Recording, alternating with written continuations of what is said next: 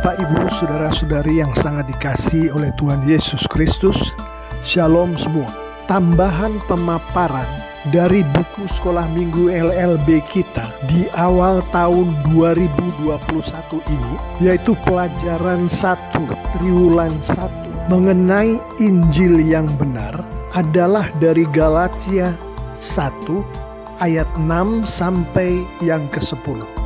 Mari kita mulai dari ayat 2. Rasul Paulus mengirimkan surat ini ke jemaat Tuhan di Galatia karena Rasul Paulus melihat ada masalah yang sedang dihadapi oleh jemaat Tuhan itu. Masalah itu tengah terjadi bukan hanya di satu kelompok jemaat atau satu gereja yang berada di Galatia saja, namun masalah ini sedang dihadapi oleh gereja-gereja yang berada di daerah Galatia. Dari Alkitab kita mengetahui bahwa masalah ini adalah masalah yang berat dan masalah ini menyebar di gereja-gereja Tuhan di Galatia.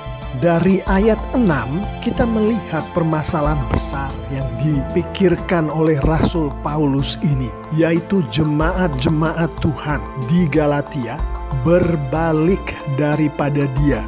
Dia di sini bukan hanya Yesus Kristus, namun secara prakteknya adalah berbalik dari Injil Yesus Kristus.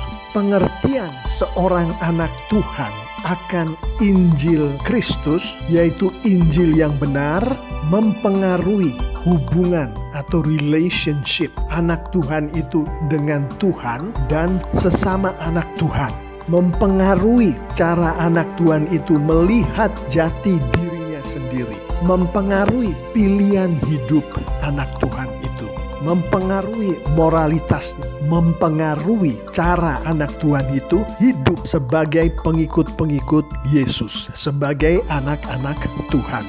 Dari ayat 4 kita mengetahui Injil Kristus, Injil yang benar itu seperti apa yang ditinggalkan oleh jemaat-jemaat di Galatia itu. Tuhan Yesus Kristus yang telah menyerahkan dirinya karena dosa-dosa kita untuk melepaskan kita dari dunia jahat yang sekarang ini menurut kehendak Allah dan Bapa kita. Itulah salah satu inti dari Injil Kristus yang adalah Injil kasih karunia Kristus yang ditinggalkan oleh jemaat-jemaat Tuhan di Galatia itu. Salah satu elemen penting dari Injil kasih karunia Kristus ini adalah proses yang dibicarakan di ayat 4, yaitu proses keselamatan adalah atas kehendak Allah, atas kasih dan karunia yang datangnya dari Allah, bukan oleh manusia, bukan dari manusia. Namun di ayat 7, Rasul Paulus menunjukkan kepada jemaat-jemaat Tuhan di Galatia akan Injil yang bukan Injil Kristus, yang bukan Injil kasih karunia Kristus. Dari konteks Alkitab kita mengetahui bahwa yang sedang marak terjadi di gereja-gereja di Galatia adalah ada orang-orang yang mengajarkan Injil yang isinya adalah kasih karunia Kristus dan hal-hal lain yang harus dilakukan oleh manusia untuk melengkapi kasih karunia Kristus. Di dalam konteks nas ini kita mengetahui yang dimaksud dengan hal-hal lain ini termasuk hukum Taurat dan tradisi-tradisi yang ada di dalam atau di sekitar hukum Taurat ini. Dan Rasul Paulus katakan bahwa Injil yang berisi kasih karunia Kristus dan hal-hal lain yang harus dilakukan oleh jemaat-jemaat ini adalah bukan Injil, adalah Injil yang dikacaukan, adalah Injil yang diputarbalikkan. Injil Kristus yang benar adalah Injil yang berdasarkan kasih karunia Kristus, di mana Jesus Savior, di mana Yesuslah yang menyelamatkan. Sementara Injil yang dikacaukan dan diputarbalikkan ini adalah Injil berdasarkan kasih karunia Kristus. Tapi jemaat-jemaat ini masih harus melakukan hal-hal lain karena ada hal-hal lain yang dilakukan oleh manusia. Maka dikatakan ini adalah Injil yang my performance savior. Artinya Injil di mana keselamatan diperoleh dengan manusia melakukan sesuatu. Atas Injil yang semacam ini, Paulus mengingatkan, berhati-hatilah. Injil ini adalah Injil palsu. Injil ini adalah Injil yang tidak menyelamatkan. Pertanyaannya sekarang adalah, apakah kita sebagai anak-anak Tuhan hari ini sedang menghidupi Injil yang Jesus Savior atau Injil yang my performance savior? Injil yang berdasarkan kasih karunia Kristus atau Injil yang berdasarkan kasih karunia Kristus ditambah hal-hal lain yang harus dilakukan oleh manusia? Mari kita lihat perihal menghidupi Injil kasih karunia Kristus ini dengan kita merenungkan salah satu aspek kehidupan kita. Mari kita lihat aspek relationship kita sebagai anak-anak Tuhan dengan sesama anak-anak Tuhan di dalam kehidupan kita. Sebagai contoh, seorang suami dan seorang istri, keduanya anak Tuhan. Suatu ketika di dalam kehidupan mereka, si suami berbohong kepada si istri. Si istri menangkap basah bahwa si suami berbohong. Ada sesuatu yang rusak bahkan mati di dalam kejadian ini, yaitu kepercayaan si istri terhadap si suami. Contoh lain, ada seorang tua dan anaknya. Kedua orang itu adalah anak Tuhan. Suatu ketika si orang tua berbohong kepada anak. Si anak kebetulan menangkap basah kebohongan orang tuanya itu. Di dalam peristiwa ini, sama dengan yang tadi antara si suami dan istri, ada sesuatu yang rusak bahkan mati di dalam kejadian ini. Yang rusak atau yang mati adalah kepercayaan si anak terhadap orang tuanya sendiri. Mari kita lihat Injil berdasarkan my performance. Si istri berperilaku, aku melakukan tindakan yang benar. Aku lebih baik dari suamiku. Aku adalah istri yang solehah. Lihatlah kelakuanku. Aku layak untuk diberkati. Aku layak untuk memiliki kehidupan yang berkelimpahan. Suamiku, aku melakukan kehidupanku dengan benar. Tindakan-tindakanku benar. Tidak seperti kamu. Kamu pembohong. Aku layak untuk memperoleh berkat-berkat dari kamu, suamiku, jauh lebih baik lagi daripada apa yang sudah engkau berikan padaku saat ini.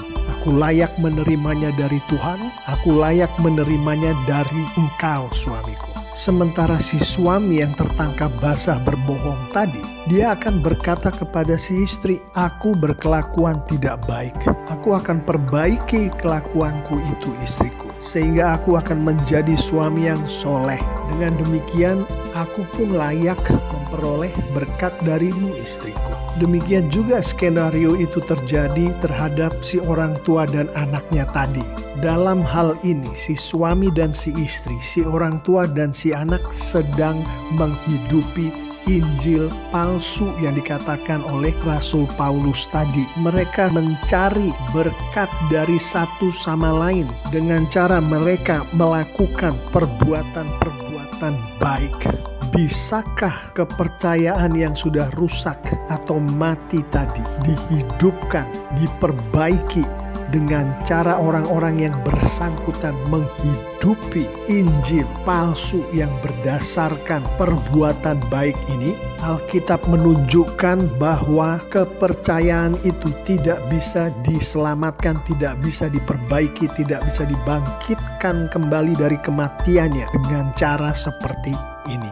Lalu Pak Pendeta, bagaimanakah cara yang dikatakan Rasul Paulus menghidupi Injil kasih karunia Kristus itu? Pertama, si istri akan berdoa kepada Tuhan. Kemudian si istri akan mencari kehadiran Tuhan di dalam kehidupannya sebagaimana ada di firman Tuhan. Sehingga dengan berdoa kepada Tuhan dan berada di hadirat Tuhan, maka hal-hal baik yang terjadi di dalam kehidupan si istri ini datangnya dari Tuhan. Dengan kata lain, kesolehan si istri ini adalah milik Tuhan. Si suami juga akan berdoa meminta ampun pada Tuhan. Kemudian si suami akan mencari kehadiran Tuhan di dalam hidupnya, yaitu melalui firman Tuhan, menghidupi firman Tuhan. Dengan demikian, apa yang terjadi di kehidupan si suami ini setelah itu, yaitu si suami hidupnya menjadi lebih baik, adalah terjadi karena Tuhan. Kesolehan si suami kemudian adalah dari Tuhan, oleh Tuhan. Perhatikan, yang terjadi di si istri adalah oleh Tuhan. Yang terjadi di si suami adalah oleh Tuhan.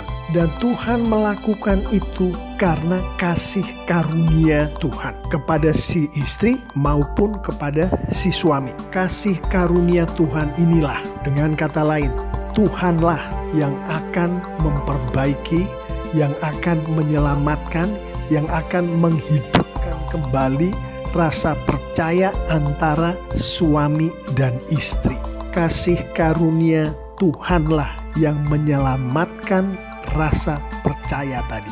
Bisakah rasa percaya ini diselamatkan, dihidupkan kembali melalui si istri dan si suami menghidupi Injil kasih karunia Kristus di dalam kehidupan mereka? Alkitab menunjukkan hanya Tuhanlah melalui Roh Kudusnya, karena kasih karunia-Nya kepada si suami, kepada si istri, yang bisa menyelamatkan rasa percaya ini, yang bisa menghidupkan kembali rasa percaya ini. Mari kita tutup renungan firman Tuhan ini dengan penerapan dari ayat yang ke-10. Bapak, Ibu, saudara-saudari yang sangat dikasihi Tuhan Yesus, Rasul Paulus menyimpulkan bagaimana cara hidup sebagai anak-anak Tuhan yang berdasarkan Injil kasih karunia Kristus, yaitu dengan selalulah mencari kesukaan Tuhan.